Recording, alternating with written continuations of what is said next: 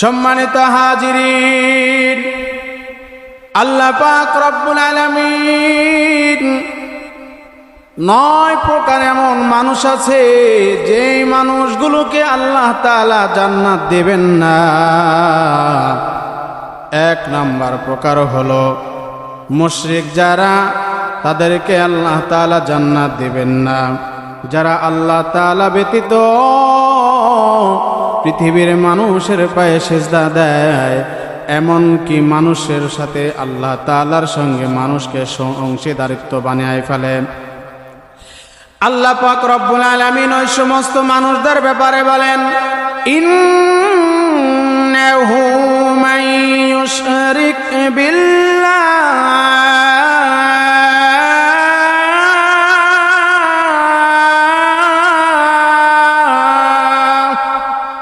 আল্লাহ পাক রব্বুল আলামিন বলেন, নিশ্চয়ই শিরিক এমন যারা আল্লাহ তাআলার সঙ্গে অংশীদার করবে, আল্লাহ পাকের সাথে যারা শিরিক করবে তাদের ব্যাপারে আল্লাহ পাক রব্বুল আলামিন বলেন, ফাকাদ হারামাল্লাহু আলাইহিল জান্নাহ ফাকাদ হারামাল্লাহু আলাইহিল জান্নাতা ওয়া মাওয়াহুন নার।